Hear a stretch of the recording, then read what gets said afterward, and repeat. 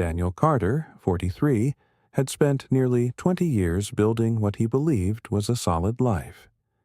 He and his wife, Laura, started a tech consulting firm when their oldest daughter was still a baby.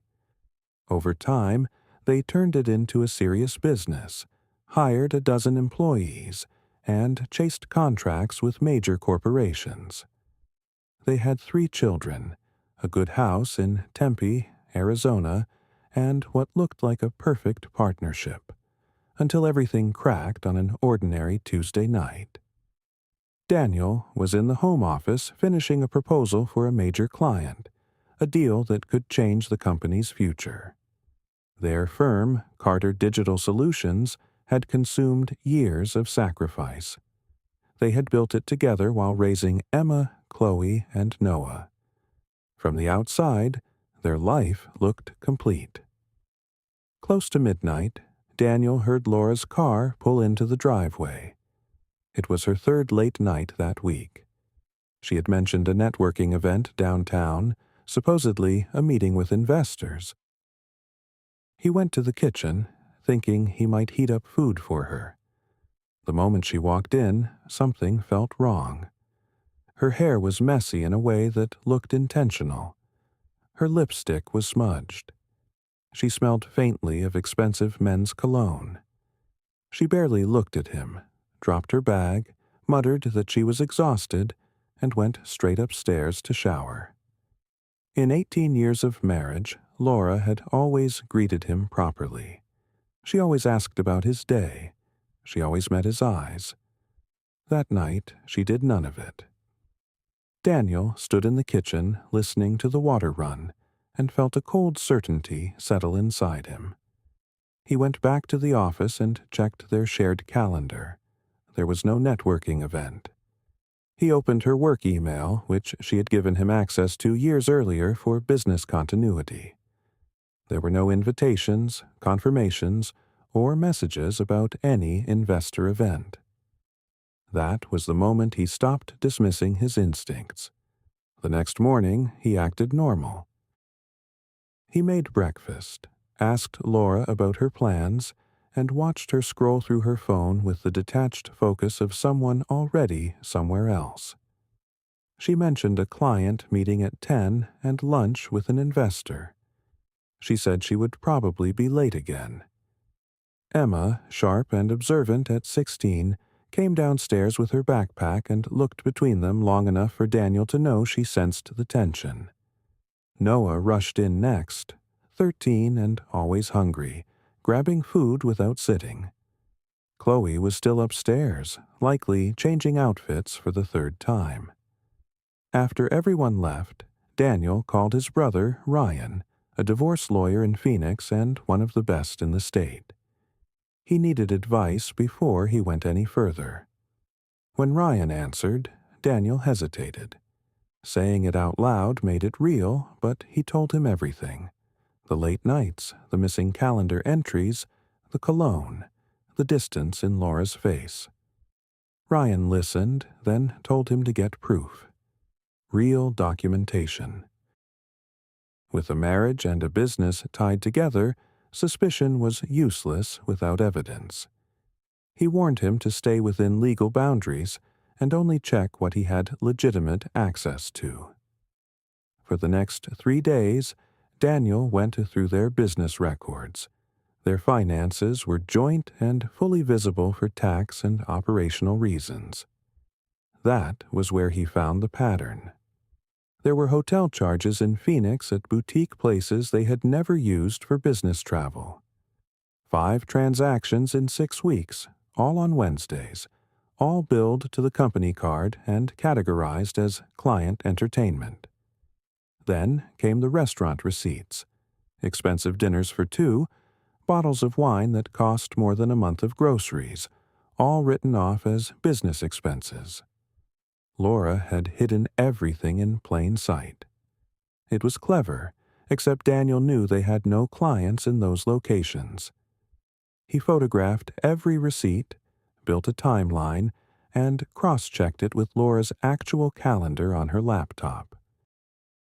Every Wednesday for 2 months, She had blocked off personal time from 5 in the evening until midnight. Then Daniel pulled out the company partnership agreement, the document he and Laura had signed when they incorporated. He had drafted it himself years earlier with his brother Ryan's help, back when they were young enough to believe caution was the same thing as pessimism. Buried in the agreement was an infidelity clause tied to buyout provisions. It was everything he needed to protect himself and the children. He waited until Friday morning. Laura had just come back from yoga, hair still damp, dressed in the expensive workout clothes she had started buying recently. The kids were already gone. Emma had driven Noah and Chloe to school, which meant Daniel and Laura had the house to themselves for at least 40 minutes. Laura poured coffee and scrolled through her phone like she always did. Daniel sat at the kitchen table with his hands folded and watched her. He had rehearsed this conversation 100 times. Now he felt nothing but cold clarity. He told her they needed to talk. She barely looked up and asked, "About what?" Daniel said, "About Ethan Cole." Her hand stopped for a fraction of a second. Then she recovered, arranging her face into practiced confusion. Daniel kept his voice calm. He told her about the man she had been meeting every Wednesday night at the Prescott Hotel. The man she had been charging to the company account under client entertainment. The man she had helped spend $7,000 of company money in 2 months. The color drained from her face. She set her coffee down carefully, as if buying herself time. Then she said she had no idea what he was talking about. Daniel slid a folder across the table. Inside were hotel receipts, restaurant charges, GPS logs from her company car, dates, times, locations, even the wine orders.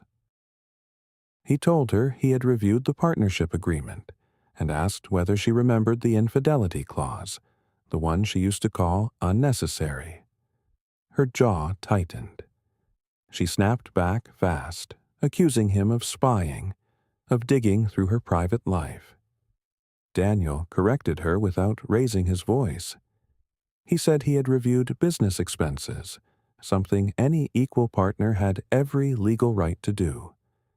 What he found was that his wife had been using company money to finance an affair. That was fraud. That was theft from the business they had built together. Laura stood as if she meant to leave the room, regroup, and return with a better story. Daniel had seen her use that tactic in negotiations for years. He told her not to insult him with another lie. He said he had enough. The proof was already organized. The excuses no longer mattered. That was when the last of her composure broke. She asked if he wanted to know why. Her voice rose. She said he had not touched her in over a year. She said all he cared about was work, the kids, the house, the schedule, the endless responsibilities. She said she had felt invisible in her own marriage. Daniel stood, walked to the counter, and poured himself more coffee. His hands were steady. Then he told her exactly what was going to happen. She was going to call Ethan and tell him she was done. Ryan would handle the divorce papers the following week. Laura froze. Her eyes widened. She asked if he was serious. She started listing everything they had together: the children, the company, the life, the years. She asked if he was really going to destroy all of it over this. Daniel looked at her and felt only disappointment. He told her he was not the one destroying anything. She had done that the moment she chose to lie, steal, and betray everything they had built. He said he wanted her out of the house by Sunday evening. She could stay with her sister. Laura did not leave the conversation quietly. For the next hour she tried every tactic she had. First came the tears and apologies. She called it a mistake. She said Ethan meant nothing. She promised she would end it immediately if he gave her another chance. When that failed, she tried bargaining. She said they could go to counseling. She said divorce would hurt the children more than the affair ever could. Daniel said nothing. Then her tone changed. She turned sharp and hostile. She said her father would destroy him. She asked if he really thought he could force her out of her own company. Daniel met her stare and reminded her, calmly, that she had already signed the agreement that answered that question years ago. The clause was clear. If a partner used company resources to support an affair, the other partner could trigger an immediate buyout at a reduced valuation. Daniel told Laura that Ryan was already drafting the paperwork. She would get exactly what the agreement allowed, and nothing more. Her face lost what little color it had left. She could not believe he had already spoken to his brother. Daniel told her that protecting his interests and the children's future was not optional. Emma would be applying to colleges next year. Noah and Chloe needed stability, not fallout from their mother's choices. He would not let her drag them into the wreckage. That silenced her for a moment. Then Laura said the children did not need the truth. They could tell them they had grown apart. They could keep it civil. Daniel said he agreed, which was why he expected her to pack, leave quietly, and avoid making the situation worse. Because if she forced him to explain to Emma why the family was breaking apart, he would tell the truth. That afternoon, after Laura locked herself in the bedroom, Daniel asked Emma to sit with him in his office. She was the oldest and the one who noticed everything first. The moment the door closed, she asked what was happening. She had heard the argument. She had seen her mother crying all morning. Daniel took a breath and told her plainly.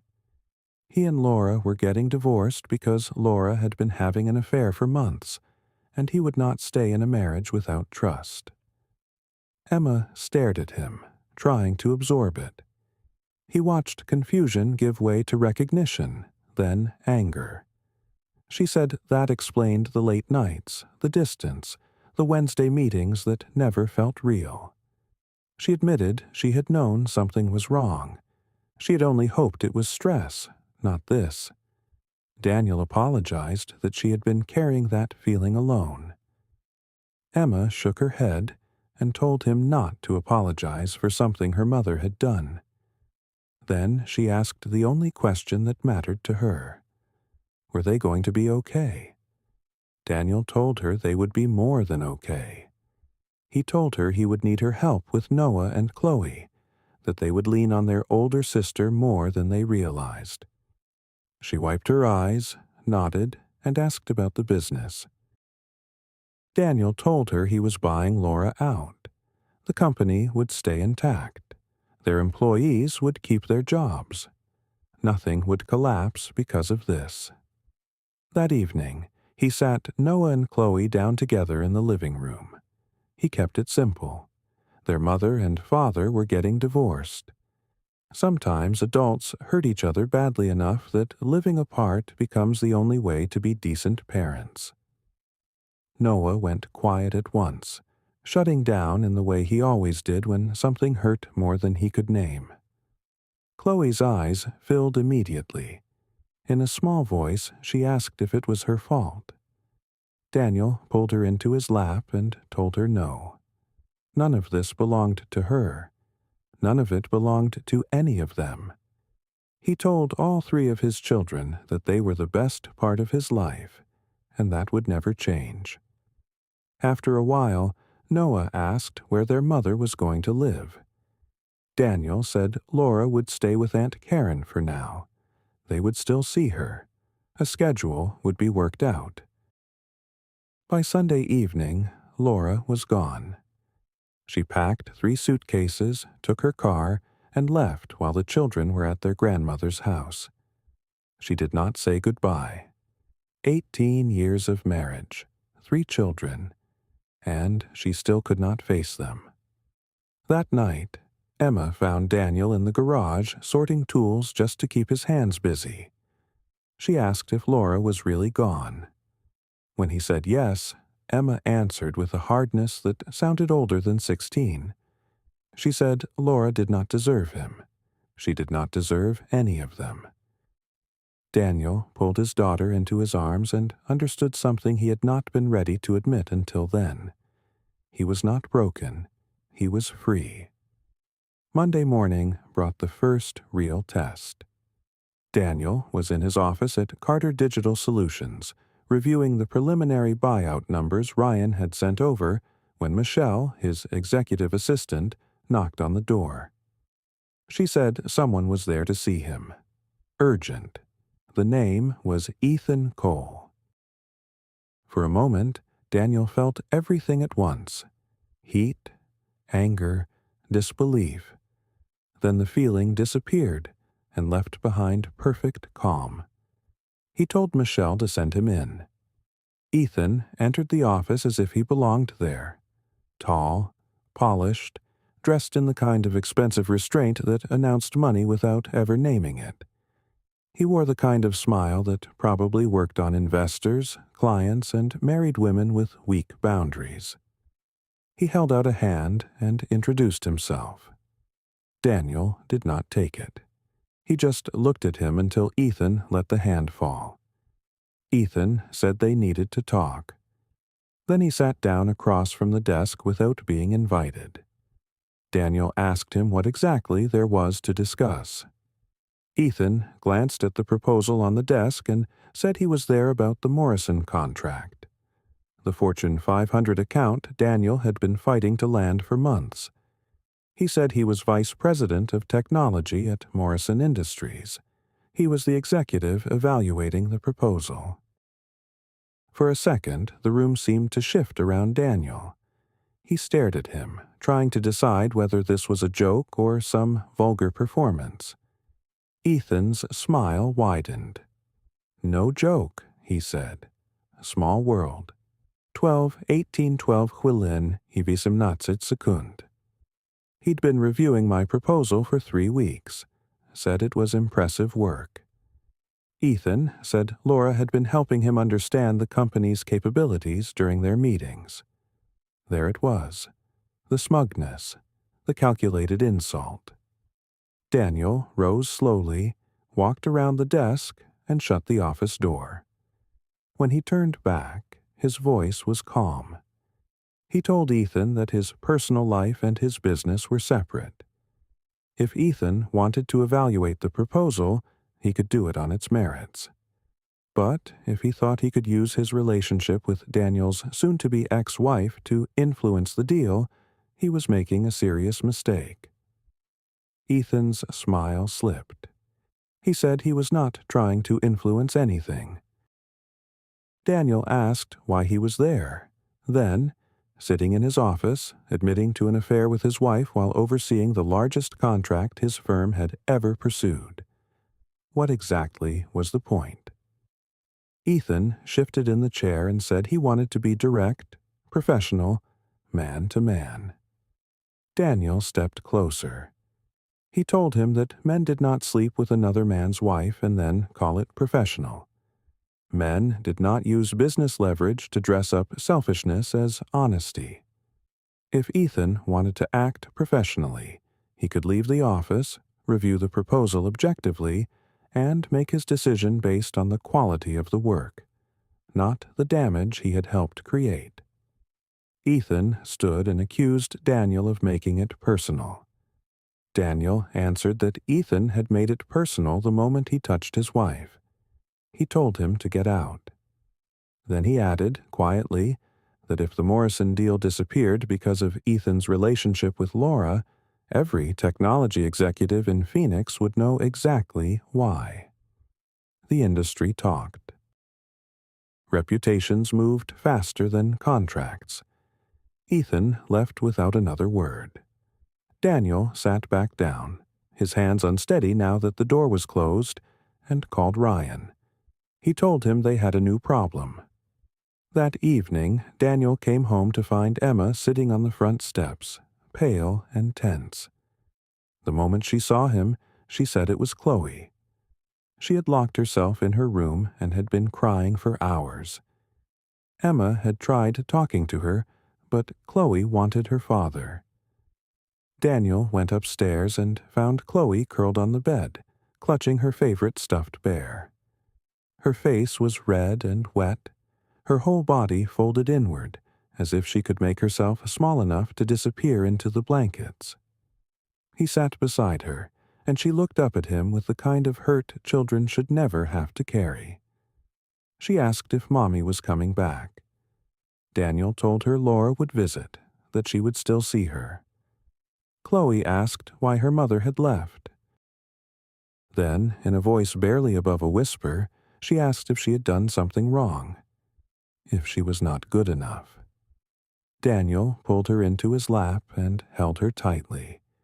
He told her to listen to him. None of this was her fault, not even a little. Sometimes adults made choices that hurt each other, and sometimes the best thing they could do after that was live apart. But she, Noah, and Emma were not part of that failure. They were the best parts of both their parents. Chloe cried harder and said she missed her mother. Noah appeared in the doorway, silent, watching. At 13, he was trying to act older than his pain, but Daniel could already see the strain in him. He held out a hand and told Noah to come here. Noah hesitated, then crossed the room. Daniel pulled him into the embrace, and the three of them stayed like that for a long time. Chloe crying openly, Noah fighting tears, Daniel holding them together by sheer force of will. He told them they would be okay. He was not going anywhere. Emma was not going anywhere. They would figure it out together. Later that night, after Chloe had finally fallen asleep and Noah had gone to his room, Emma found Daniel in the kitchen. She said Laura had called and wanted to talk to the kids the next day. Daniel said that was fine. Emma admitted she did not want to speak to her mother and asked if that made her a bad person. Daniel drew her into a hug and told her no. She felt what she felt. Anger did not make her cruel. It made her honest. But Laura was still her mother, and one day, in whatever form it took, they would need some way to speak. Emma whispered that she was furious. At Laura, at what she had done to him, to all of them. Daniel told her he understood. He was angry too. But they could not let anger become the thing that defined them. They had already lost enough. Emma nodded against his shoulder and said she was glad he was her father. Daniel told her he was glad she was his daughter. Thursday morning, Ryan called with news that made the ground shift again. He asked Daniel if he remembered the money they had been saving for the move to Seattle. The $75,000 in the joint savings account, meant for the down payment on a house and the expansion they had planned in the Pacific Northwest. Daniel felt his stomach drop before Ryan even finished. He asked what about it. Ryan told him it was gone. Laura had transferred the entire amount into a personal account 2 weeks earlier, before Daniel had confronted her. Daniel sat down hard. That money represented years of extra work, late nights, skipped vacations, and promises deferred. They had built that account one careful deposit at a time. The move had been real. The children had been excited. Emma had already walked the University of Washington campus and started imagining a future there. Daniel asked if they could recover the money. Ryan said they could try, but it would take time. Laura would likely claim it was for business purposes or argue that she was entitled to part of it anyway. Still, the fact that she had moved it before the divorce filing might help. It suggested planning, not panic, not impulse. Planning. 17:05, 17 chwilin I 5 sekund. I drove to Lisa's house, Jennifer's sister's place, where Jennifer had been staying. Lisa answered, looking. Karen answered the door, looking tense before Daniel said a word. Laura was not there. Daniel told her he had not come to argue. Laura had taken $75,000 from the family, money meant for the children's future, and he needed to know whether Karen understood what had happened. Karen's expression changed immediately. She said Laura had told her the money was hers, that Daniel was trying to cut her off before the divorce. Daniel told her to check the account dates, check when the transfer happened. He had not even confronted Laura about the affair until after the money was moved. She had planned this in advance. She had been preparing an exit for months. Karen looked sick. She said she would talk to her sister. Daniel told her not to bother on his behalf. Once the case reached court, the truth would come out anyway. All of it. That evening, Emma came to him holding her phone. She said he needed to see something. It was an Instagram post from Laura. A photograph of Laura and Ethan at an expensive restaurant, wine glasses raised, both of them smiling as if nothing had been broken to make that moment possible. The caption read, "New beginnings. Sometimes you have to let go of the past to embrace your future." Daniel stared at the screen and asked if she had really posted it publicly. Emma nodded, furious and humiliated. Half her friends had already seen it. People were messaging her, asking questions. Daniel pulled her into a hug and apologized. He said her mother was making terrible choices. Emma pulled back and corrected him.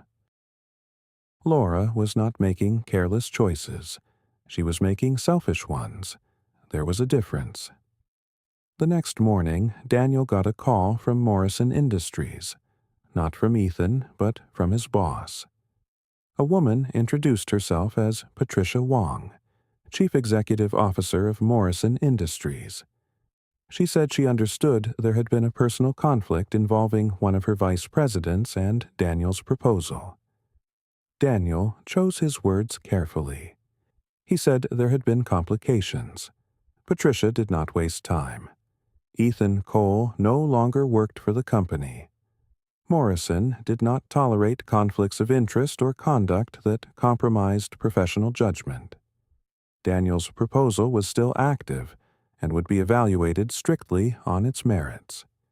She apologized for the distress the situation had caused and ended the call. Daniel set the phone down and leaned back in his chair. Ethan had been fired. Laura's version of the future had just lost its foundation.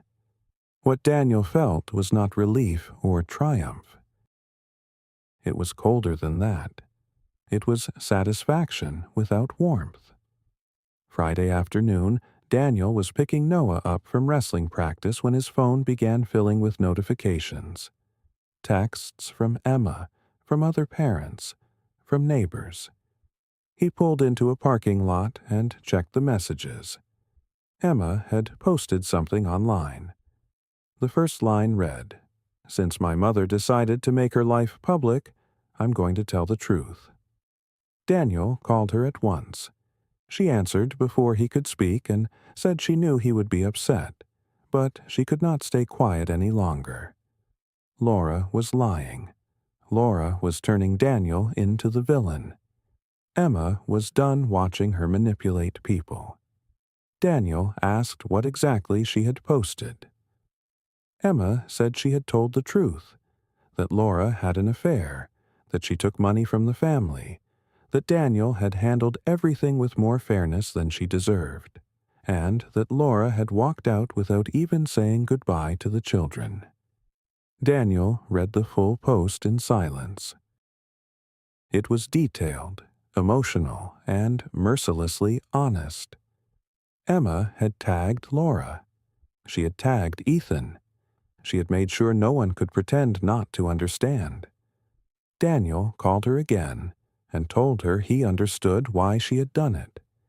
He knew she wanted to defend him, but this was still between her mother and father, and he never wanted her to feel responsible for carrying their war. Emma's voice broke. She said she was already carrying it. All of them were. She was tired of pretending everything was fine when it clearly was not. Laura had hurt him. She had hurt all of them. And now she was presenting herself to the world as if she were the one who had been wronged. When Daniel got home, he found Emma in her room, crying quietly. He sat beside her and told her he was not angry. But he needed her to understand that once something like this became public, it stayed public. There was no clean way to pull it back. Her relationship with her mother had changed permanently the moment she chose to do this. Emma looked at him through tears and said it had already changed the moment Laura chose someone else over her family. That evening, Laura did not call Daniel. She called Emma directly. Her voice was so loud Daniel could hear it from across the room. Emma held the phone away from her ear and let Laura rage until she was finished. Then, in a calm voice that sounded older than her years, she told her mother that she had made her choices, and now Emma was making hers. She said Laura should not call again until she was ready to apologize to Daniel and actually mean it. Then she ended the call. She looked up at her father, tears running down her face, and asked him whether she had done the right thing. Daniel pulled Emma into a hug and told her she had stood up for what she believed in. She had defended her family. That took courage, and he was proud of her. Later that night, Noah knocked on the office door and said he wanted to call Laura himself. He wanted to tell her to return the money. Daniel looked at his son and saw anger where childhood should still have been. Noah said the money was theirs. It was for the new house, for Seattle, for the future they had all been promised. She did not get to take it and pretend nothing had happened. Daniel felt two things at once: pride in his son's clarity and pain that his children had been forced to grow up this quickly. He told Noah that dealing with Laura was not his job. His job was to be 13, to think about school, wrestling, and the ordinary things a boy should still be allowed to keep. Daniel would carry the rest. But Noah shook his head and said, "We're a team. You taught us that. Teams back each other up." In that moment, Daniel understood something Laura had not meant to create. She had not only broken the marriage, she had welded the rest of them closer together. They were hurt, but they were no longer uncertain. They knew exactly what dishonesty cost. They knew what loyalty looked like when tested. 3 months later, the divorce hearing arrived. Ryan had warned Daniel it would be ugly, and he was right. Laura came in with an aggressive Phoenix attorney named Helen Price, a woman known for turning high-asset divorces into long, expensive wars. They came prepared to attack. Helen argued that Daniel had pushed Laura out of the business she helped build, used his position to isolate her, poisoned the children against her, and manipulated the company records to gain leverage. Ryan stood and answered with documents, not emotion. He laid out the affair, the company expenses used to fund it, the personal use of business resources, and the transfer of marital assets into Laura's private account before the divorce was even filed. Daniel was not asking for revenge. He was asking the court to enforce the agreement Laura had signed and to account for what she had taken. Judge Ramirez presided over the hearing with the kind of patience that looked a lot like warning. She had already reviewed the partnership agreement and said the infidelity clause was unambiguous. Then she looked directly at Laura and asked whether she had engaged in an affair while using company credit cards for personal expenses. Helen tried to object. One glance from the judge ended that quickly. Laura said she had made a mistake. She said she had been lonely. She said Daniel had become distant, cold, unreachable. She said she had looked for companionship. Judge Ramirez interrupted her. That was not the question. Had she used company funds for personal expenses connected to an extramarital affair? Laura hesitated, then admitted yes.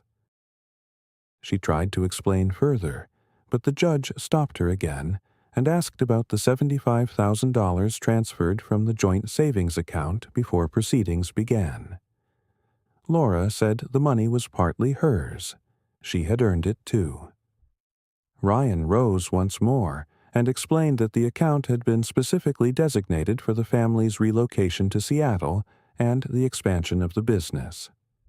Laura had moved the money 3 weeks before Daniel even discovered the affair. The records showed timing, intent, and planning. Judge Ramirez reviewed the documents in silence, then ordered that 70% of the transferred money be returned immediately to a joint account until final division of assets. She ruled that Laura would receive a buyout under the terms of the partnership agreement and added, with unmistakable dryness, that under the circumstances the terms were already generous. Laura went pale. Helen attempted one more argument, but the judge had made up her mind. Outside the courtroom, Laura approached Daniel with tears running down her face. Her voice broke when she spoke. "Please," she said, "don't do this. We can still fix it." Daniel told her there was nothing left to fix. She had made her choices.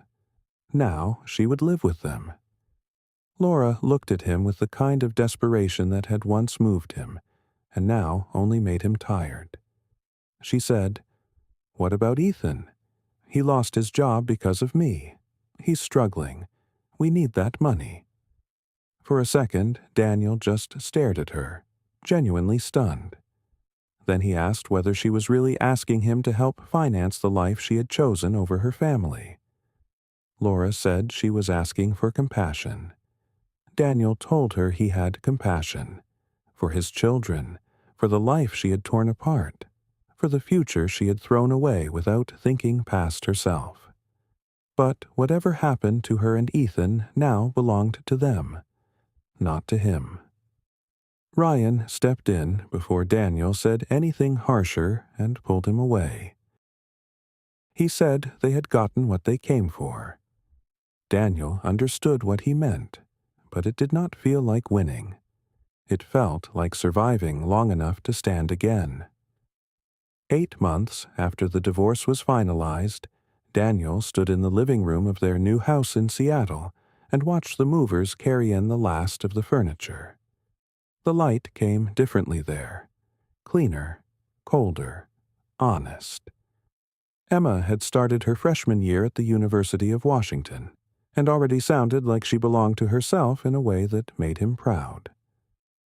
Noah was thriving at his new high school, and had somehow become captain of the wrestling team faster than anyone expected. Chloe had made friends in her second-grade class and had stopped asking about her mother with any urgency. Sometimes she mentioned Laura the way children mention weather from another season. Something real, but no longer pressing. The business had done more than survive. Without Laura's chaos and Ethan's interference, Carter Digital Solutions had finally become what Daniel had always believed it could be. They landed the Morrison contract. Then came 2 more Fortune 500 clients, each one opening doors the old version of the company had been too unstable to walk through. Daniel promoted his senior developer to partner, hired carefully, and opened the Seattle office ahead of schedule. The expansion they had once talked about in theory had become real only after the marriage was over. Laura moved in with Ethan for a while. Ethan found work at a smaller tech company for far less money than he had once been making, and whatever glamour had held them together seemed to drain out quickly after that. Laura burned through her settlement within a few months, tried to drag Daniel back to court for more support, and lost. Emma refused to speak to her. Noah saw her once a month out of obligation and came home quieter each time. Chloe still asked about her now and then, but there was no longing left in it, only curiosity. One surprise Daniel had not expected was Laura's father. Richard Hale became a regular presence in their lives, not out of guilt exactly, but out of some late and genuine understanding of what mattered. At 67, he showed up for Noah's wrestling matches, took Chloe to the park on Saturdays, and came for dinner once a month on Sundays. He never defended his daughter. He never asked Daniel to soften the truth. One evening, after dinner, while the children were upstairs and the dishes were still on the table, Richard told him he was a better man than Laura had deserved, and that he was sorry for what she had done. Daniel told him the children needed their grandfather, and that was enough. It was the closest thing to peace they were ever likely to get from that side of the family. Emma came down the stairs that afternoon carrying a box of books and asked where he wanted them. Daniel looked around the half-unpacked room and told her it was her choice. This was her home too. She smiled then, the first unguarded smile he had seen from her in months, and said it felt different there, lighter, like they could breathe again. Daniel looked at her and realized she was right. The house was not just a new address. It was proof that what had been broken did not have to remain broken in the same shape. That night, after the children were asleep, Daniel sat on the back porch and looked out at the dark outline of the mountains. His phone buzzed with a message from Ryan. Ethan Chen had filed for bankruptcy. Laura was calling people, asking for money. Daniel read the message once, then deleted it. Their collapse no longer had anything to do with him. He had spent too much time thinking survival meant staying close enough to the damage to monitor it. It did not. Survival, he had learned, was knowing when the damage was no longer yours to carry. He thought about the man he had been a year earlier, standing in a kitchen at midnight, smelling another man's cologne on his wife and feeling his world tilt beneath him. At the time, he had believed everything was ending. He had been wrong. It was not the end. It was a clearing. The rot had finally been exposed, and once it was cut away, something stronger had room to grow. His children had seen all of it. They had watched him refuse humiliation without becoming cruel. They had watched him protect them without lying to them. They had watched him rebuild, piece by piece, without surrendering the parts of himself that mattered. Emma was thriving in college. Noah carried himself with a steadiness Daniel had not seen before. Chloe was happy, not untouched by what happened, but no longer shaped by it every day. And Daniel, for the first time in years, felt free in a way he had never understood when he was still married. The betrayal had split him open. But what grew back was cleaner, tougher, less willing to confuse endurance with love. He learned that love without respect is only dependency dressed up as loyalty. He learned that trust is not owed once and kept forever. It is built daily, protected daily, and when it is broken, no history can make the fracture meaningless. Most of all, he learned that sometimes the strongest thing a man can do is walk away before bitterness becomes his only language. He did not hate Laura anymore. Hate required attachment. What he felt now was distance, clarity, a quiet acceptance that some people destroy what they touch and call it freedom. He understood that now, and because he understood it, he no longer had to follow her into ruin. I didn't think about her much at all. She was just a chapter in my story, not the whole book.